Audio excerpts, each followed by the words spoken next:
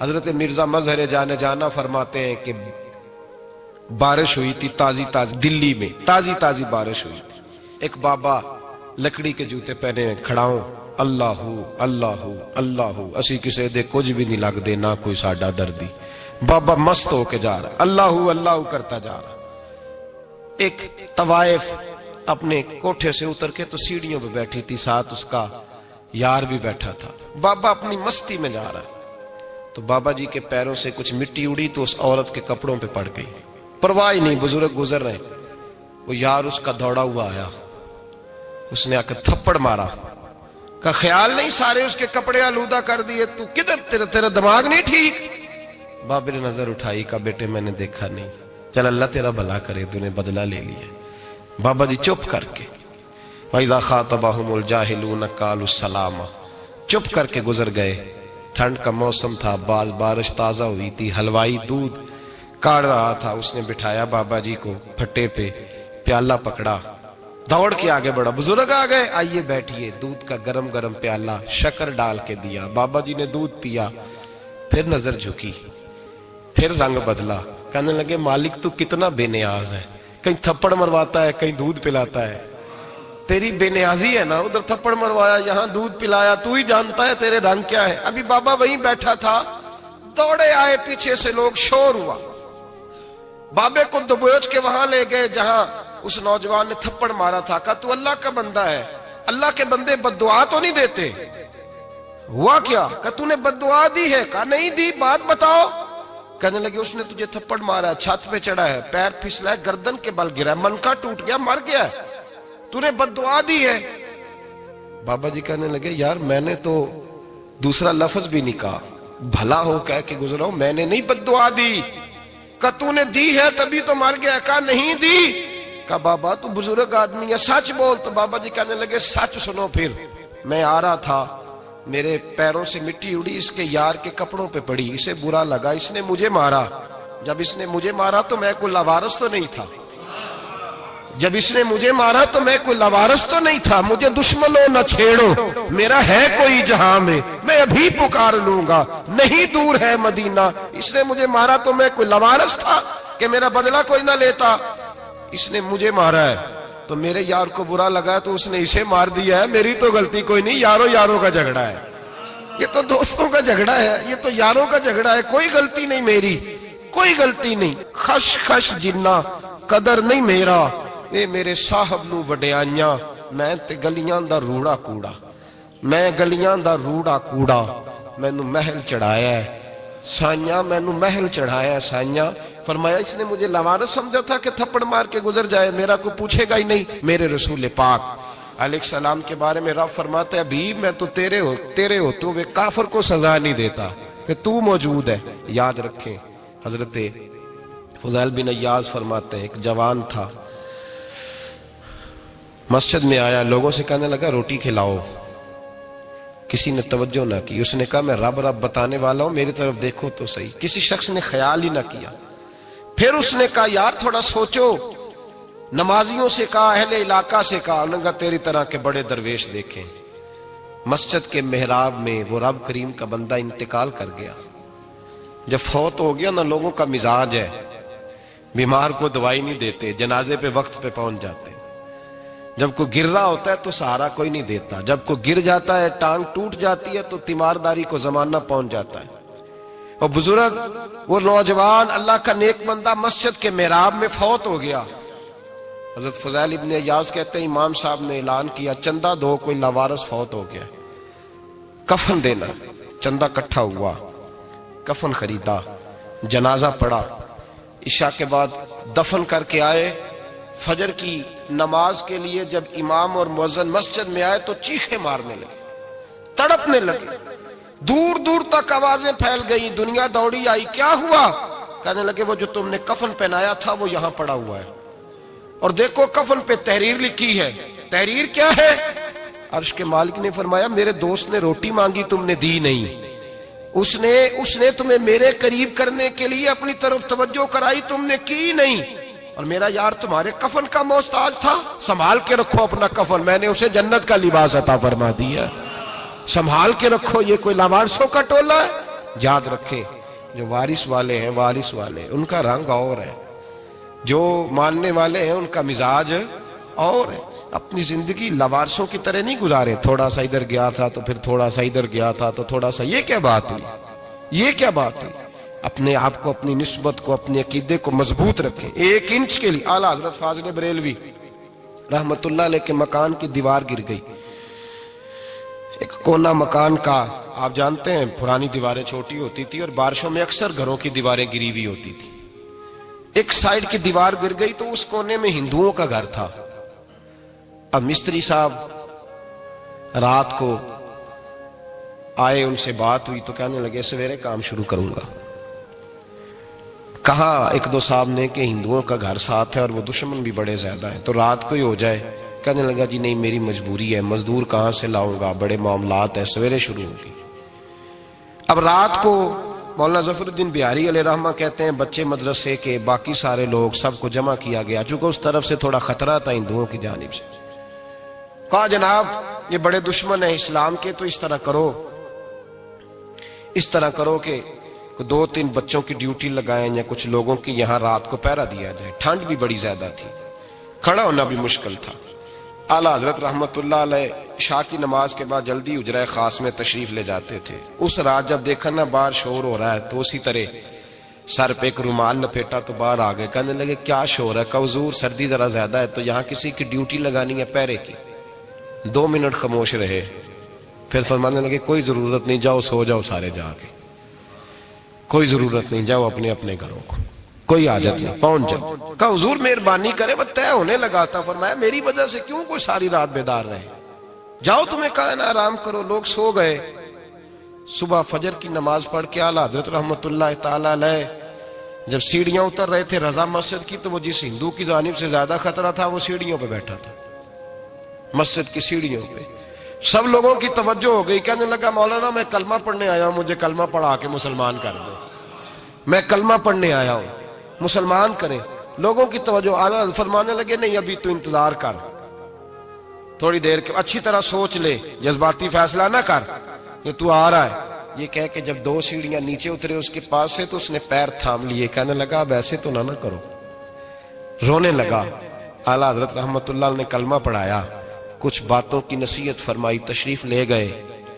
گھیرنے والے گھیر کے بیٹھ گئے، کہنے لگے ہمیں بھی بتا بدلہ کیسے ہے۔ کہنے لگا دیوار گر گئی، آدھی رات کے وقت، آدھی رات تک انتظار کرتا رہا، پہرے دار کوئی نہیں، تو 2 تلواریں لے کر جب میں ان کے مکان کی جانب بڑھا، میں نے کہا آج گردن کاٹوں گا اور کاٹ کر کے نکلوں گا۔ کہتا ہے جب میں قریب آیا تو 2 شیر کھڑے تھے، اوپر سے پلٹ کے آیا تو پھر کھڑے تھے، ادھر سے پلٹ کے آیا تو پھر کھڑے تھے۔ فرماتے ہیں میں 2 گھنٹے کے بعد آیا تو پھر پلٹ کے کھڑے تھے، میں پھر 1 گھنٹے کے بعد آیا، سحری کا وقت ہو گیا تو پھر پلٹ کے کھڑے تھے، اب میں ڈر کے بھاگا۔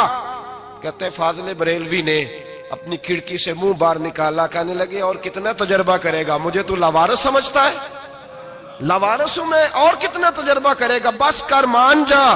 میں نے کہا حضور یہ کون ہے، مجھے بتائیے تو صحیح یہ کون ہے۔ تو کہنے لگے میں نے ساری زندگی رسول اللہ کی عظمت کا دفاع کیا ہے، ساری زندگی غوث اعظم کے نعرے لگائے ہیں، ابھی تو یہ مدد صرف غوث پاک جیلانی کی بھیجی ہوئی ہے، ابھی تو غوث اعظم کی بھیجی ہوئی مدد ہے، مولا علی ابھی پیچھے ہیں، 2 جہاں کے محبوب ابھی اس سے پیچھے ہیں، وہ تو ابھی پیچھے ہیں، پیچھے کھڑے ہیں کہ ضرورت پڑی تو ہم بھی تیار بیٹھے ہیں۔ او بھائی آج رواج ہو گیا، رواج، میں نے 2-4 دن پہلے بھی کہا تھا، لوگ کہتے ہیں نہیں کوئی نہیں ضرورت، سامنے سارا کچھ نظر آ رہا ہے۔ او خدا کے بندو یاد رکھو، نسبت ہے بڑی چیز، جانے تگو دو میں، اگر کسی کو نسبت میسر آ گئی نا، نسبت، خالی دامن ہی مل گیا، تیرے ہاتھ میں کچھ ہے تو ہونی چاہیے نا، خالی دامن ہی تجھے کسی کا میسر آ گیا تو بچ گیا۔ اپنی نسبتوں کی حفاظت کریں، ان کو مضبوط کریں، ان پر محنت کریں، ان پر توجہ رکھیں۔ یہ نسبت جو ہوتی ہے نا، نسبت، یہ دیکھیں نا ایک گتا ہے، عام کتاب کو لگا ہوا ہے تو جہاں مرضی رکھ دو، اس کی کوئی قدر نہیں، لیکن جو گتا قرآن مجید کو لگ گیا ہے اس کو بغیر وضو چھونا جائز۔ ایک پٹھے پہ اینٹ بنی ہے جو باتھ روم میں لگ گئی، وہاں بغیر جوتے کے جایا نہیں جا سکتا، اور جو مسجد میں لگ گئی وہاں جوتے پہن کے جایا نہیں جا سکتا. یہ نسبت ہے بڑی چیز. اگر میسر آئے نصیب ہو اپنی نسبت کو مضبوط کر کے رکھا کریں, اس کی جولانی کا مظاہرہ کیا کریں. اس نسبت میں روز توانائی آنی چاہیے. میں آپ کو بڑی ذمہ داری کے ساتھ ایک بات بتاتا ہوں تجربے کی. ہمیں جتنا کسی نے آ کے کہا ہے نا نسبت کے خلاف, ہماری نسبت اس سے زیادہ مضبوط ہوئی. ہمیں جتنا کسی نے آ کے کہا ہے نا جی آپ کو کیا ملا, آپ کو کیا ملا, تو ہم نے اتنا کہا یار جیسے جیسے تو کہتا جاتا ہے ہماری تو نسبت میں اضافہ ہوتا جاتا ہے, ہمارا تو مزاج بدلتا جاتا ہے. روز ایک نیا پردہ کھلتا ہے, روز ایک نیا رنگ واضح ہوتا ہے, روز ایک نئی توانائی. ابھی تھوڑے دن کی بات ہے, ایک مولانا شرف الدین صاحب ہے, مفتی صاحب, میرے حضرت صاحب کے مرید ہوئے. مفتی تھے, عالم آدمی تھے, سرکار تاج الشریعہ. ہمارے شیخ سے بیعت کی. اب ہمارے حضرت صاحب کا اس وقت حال وہی ہے وَرَأَيْتَ النَّاسَ يَدْخُلُونَ فِي دِينِ اللَّهِ أَفْوَاجًا. اب فوجوں کی فوجیں لوگ آتے ہیں. ہم نے دیکھا ہے صرف خالی مرید ہونے والے بار سینکڑوں کی تعداد میں ہزاروں لوگ بیٹھے ہیں کہ صرف بیعت اتنا کہہ دیں ہم نے قبول کیا. اس عالم میں, اور جہاں حضرت صاحب کا اعلان ہو جائے کہ تشریف لا رہے ہیں, وہاں لاکھوں کا مجمع جمع ہو جاتا ہے اور ایک جھلک دیکھنے کو لوگ ترستے رہتے ہیں. یہ کیفیت ہم نے دیکھی. وہ دور گزر گیا. کبھی ایسا بھی ہوتا تھا ایک میں ہوتا تھا, ایک تو ہوتا تھا, اور تیسری تنہائی ہوتی تھی. وہ دور بیت جاتا ہے, وہ لمحے کسی کسی کو نصیب آتے ہیں. حضرت کا وہ مولانا شرف الدین صاحب کہتے ہیں مرید ہوا, تو مرید ہوا مجمع میں, رسی حضرت پھینکتے ہیں یا چادر پھینکتے ہیں تو پکڑ کے مرید ہوا, تو ساتھ ساتھ اور چادریں باندھی تھی, لوگوں نے پکڑی ہوئی تھی. ایک مولانا, میں جب بیعت ہو کے آیا ان کو بتایا تو مجھے کہنے لگے یار تو ایسی جگہ مرید ہو گیا جو تیری بات بھی نہ سن سکیں, جن کو تو دکھڑا بھی نہ سنا سکے, جو مصروف ہی بڑے رہتے ہیں. کہاں مرید ہو گیا تو؟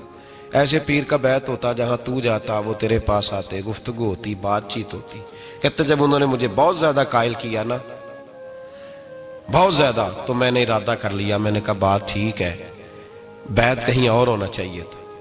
کہتے ہیں میں عشاء کے بعد سویا تو حضرت صاحب مجھے خواب میں ملے, خواب میں, اور فرمانے لگے مولانا جب آپ مرید ہوئے تھے تو آپ اس جانب بیٹھے تھے, اس کونے میں آپ تھے, اتنے لوگ آپ سے پہلے تھے, اس حال میں آپ مرید ہوئے تھے, اور جہاں تک بات چیت کرنے کی بات ہے تو آپ نے جو دل میں سوچا تھا وہ میں نے آ کے آپ کو بتا دیا ہے.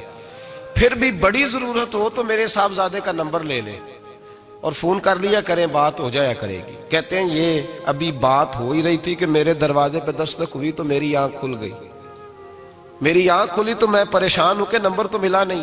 ایک انجینئر صاحب میرے محلے میں رہتے تھے, فرماتے ہیں وہ شام کو میرے پاس آئے اور کہنے لگے مولانا سنا ہے آپ حضرت مفتی اختر رضا صاحب سے مرید ہو گئے.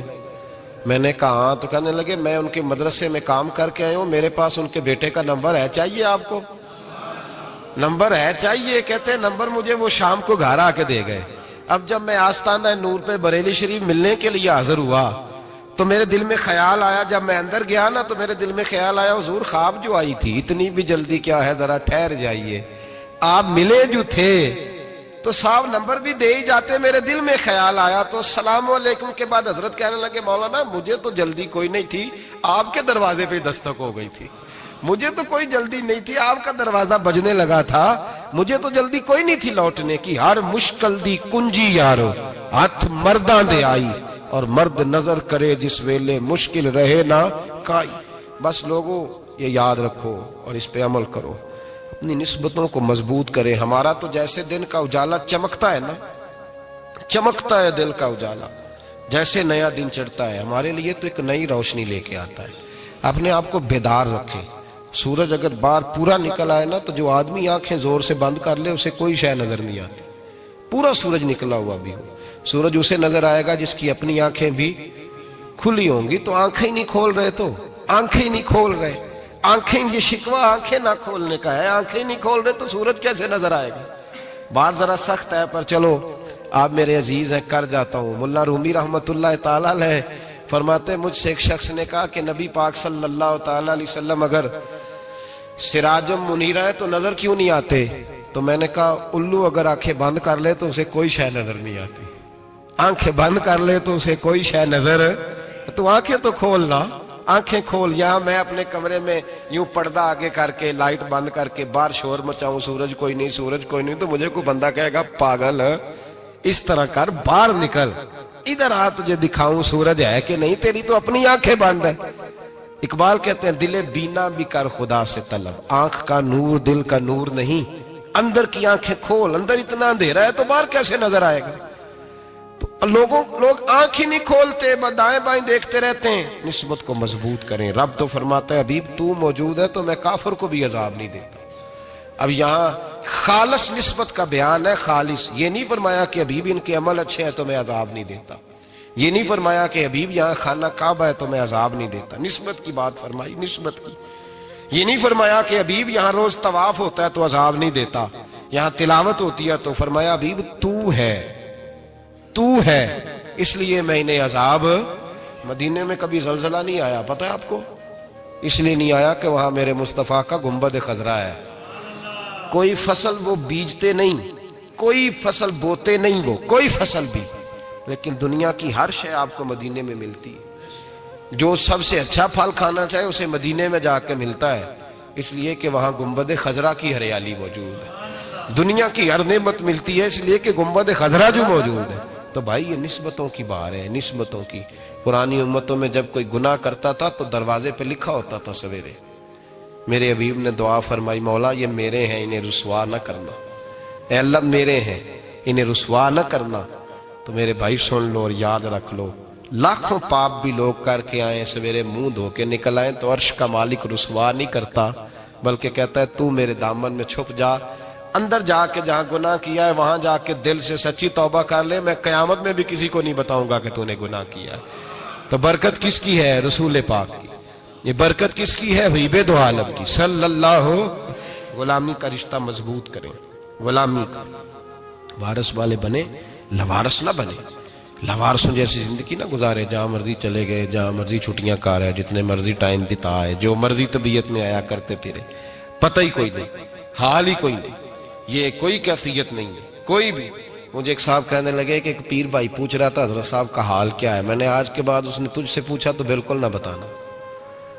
وہ کیسا بیٹا ہے، وہ کیسا بیٹا ہے جو پڑوسیوں سے دائیں بائیں لوگوں سے حال پوچھتا ہے، اسے پتہ ہی نہیں، اسے خبر ہی نہیں، اسے تو لمحے لمحے کی خبر ہونی چاہیے، اسے تو منٹ منٹ کا پتہ ہونا چاہیے تھا۔ وہ اس نے کس طرح کی نسبت رکھی ہوئی ہے جس کو ہم سایوں سے پوچھنے پڑتا ہے ذرا پتہ کر کے بتانا حال کیا ہے۔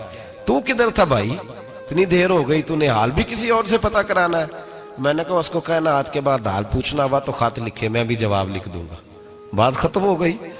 جب دور دور جو رہنا ہے تو ٹھیک ہے، پھر اس طرح نہ تو خدا ہے نہ میرا عشق فرشتوں جیسا، دونوں انسان ہیں تو پھر کیوں اتنے حجابوں میں ملے؟ اور اس نے کہا تھا اب کہ ہم بچھڑے تو شاید کبھی خوابوں میں ملے، جیسے سوکھے ہوئے پھول کتابوں میں ملے۔ ایسا کام نہ کریں کہ وہ انداز ہی بدل جائے، اپنے آپ کو اپنی نسبتوں کو مضبوط کریں۔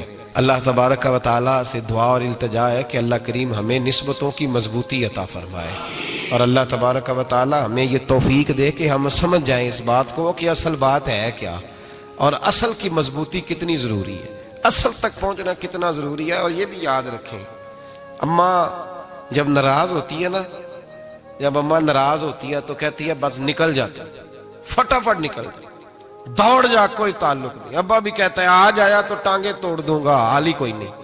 اور وہی بیٹا جا کے 2 منٹ پیروں میں بیٹھتا ہے، کہتا ہے اماں تجھے پتہ ہی نہیں میں کتنی ٹینشن میں تھا۔ تو وہی اماں باہر نکل کے پہلے بڑھ کے مار رہی ہوتی ہے حد کر دوں گی، پھر وہی اماں کہتی ہے بڑا پریشان ہے بیچارہ۔ یہ کیفیت ہے، اپنے آپ کو صحیح کریں، اپنی نسبتوں کو مضبوط کریں، احکامات پہ عمل کریں، محبوب کی غلامی تگڑی کریں۔ یہ جو سستیاں ہیں، کوتاہیاں، ان کو دور کریں۔ زندگی کا لطف آتا ہی تب ہے جب آپ پورے طور پر اپنے آپ کو چاقو چوبند کرتے ہیں۔ اگر تھوڑا کر لیا، تھوڑا چھوڑ دیا، 1 پڑھ لی، 3 رہ گئیں، 3 پڑھ لیں، 2 رہ گئیں، یہ لطف نہیں ہے، یہ ذائقہ نہیں ہے۔ اپنے آپ کو مضبوط کریں اور پورا مضبوط کریں، پوری اپنے اندر جو ہے وہ